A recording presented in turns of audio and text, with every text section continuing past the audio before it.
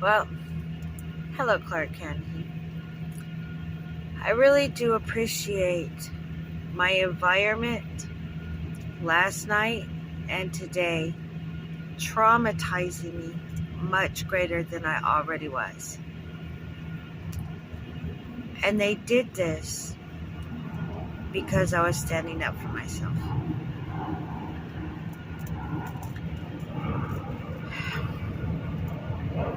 So, I went without sleep because people were legitimately messing with me about sexual trauma when I've already proven a long history of sexual trauma. And I just validated a human trafficking case through Polaris. And publicly validated Multnomah involvement in the Polaris case. And this brings heat to me. But as much as heat as it brings, it also lets people know. My environment thinks it is socially acceptable to allow individuals within the community to yell at me about rape videos that I have documented in human trafficking cases and Governor Inslee reports. And the police report that Officer Tyler came over and took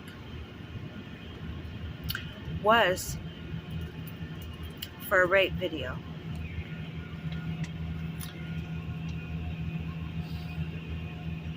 Now, in the rape video, I said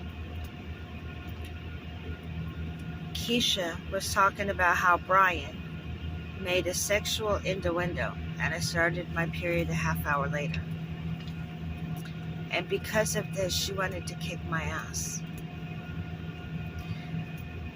But she's too dumb to realize that's an actual sign of legitimate sexual trauma. And then, after she made that comment, she talked about how much she enjoyed watching my rape video, and she would continue to watch my rape video. And when I brought this to my workers' attention, they all ignored me. And one even told me they could not get involved and no one would help me. Now, I ended up moving over to 11th and Daniels from the Marshall Center. There, I got punched 8 times in my head one night by a random dude. And I go to Memorial Hospital. And the doctor at the urgent care clinic said I never had a brain bleed in Portland. When the technician report says intracranial bleed. Now, by the doctor at the Memorial Urgent Care Clinic by Shumway saying I didn't have an intracranial bleed when I had just got punched 8 times in my head, that could have killed me.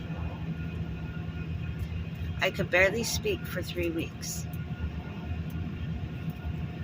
And people accused me of being on drugs when I was actually fighting for my life, and I didn't even feel comfortable to go to the doctor.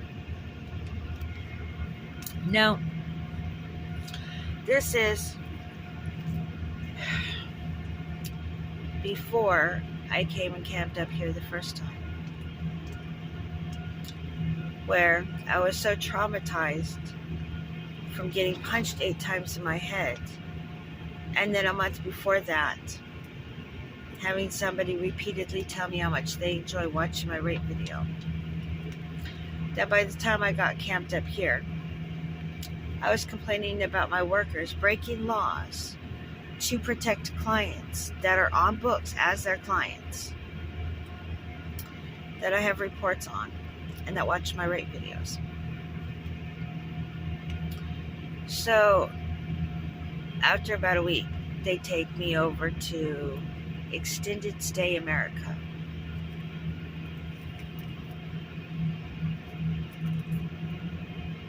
And I tell my manager at the hotel that I'm working on my Polaris Human Trafficking case.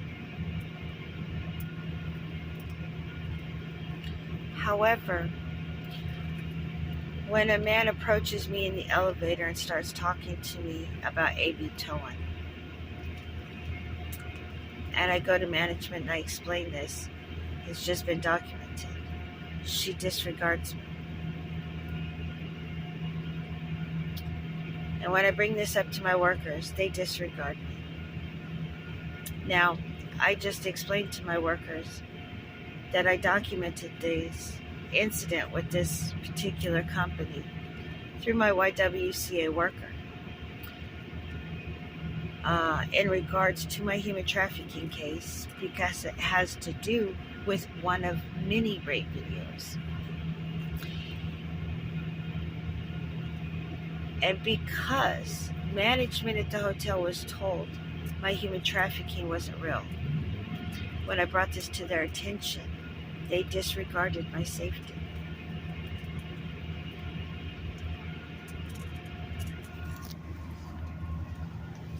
Now, people are really upset because I'm speaking up and I'm making videos and I'm filing complaints. They're more upset by me bowing up to them in regards for my well-being and breaking unhealthy cycles than they are with their abusive, traumatizing actions towards me. So, let's say hypothetically, a social worker would want to yell at me all night long, hypothetically, about random things. If you took that worker and found out that they were your abuser's also worker and trying to unground you emotionally, they're not really thinking about the documentation.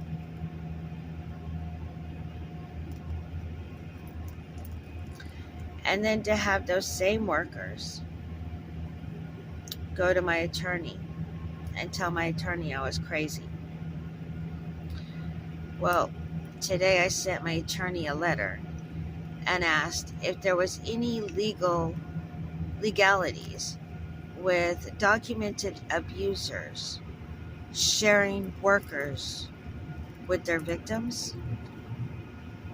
Wouldn't that null and void what their abusers' workers said?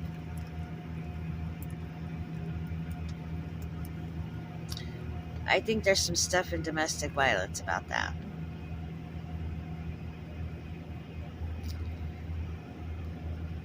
So,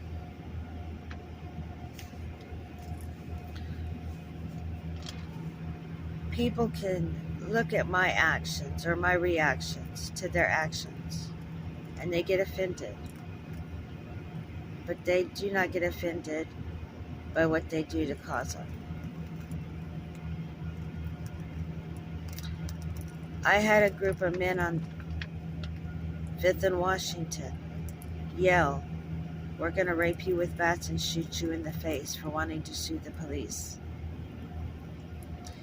Now, I have always stated, whether they were or were not the police, it's the weight of the words that had the effect and that needed to be addressed.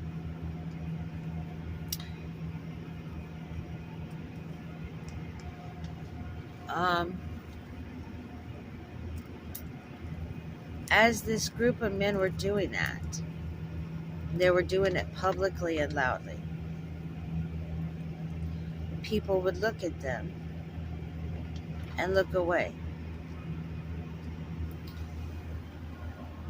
So it's okay for those in my environment to start screaming at me they're going to rape me. It's okay for workers that are also workers of my abusers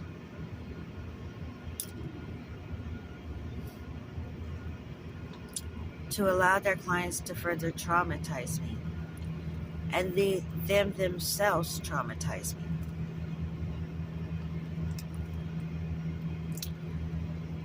I will be unapologetic by the complaints I have filed, and I will continue to file them because that's well within my rights. And if people are upset that I'm making YouTube videos, that I'm filing complaints, that I'm screaming outside camp next to City Hall, it's because of this situation.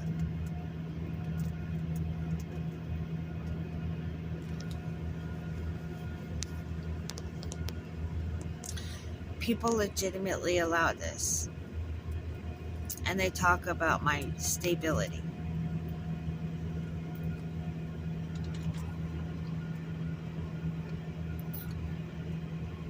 If a client goes to a worker and says, somebody just approached me about A.B. Towan, and I just documented them,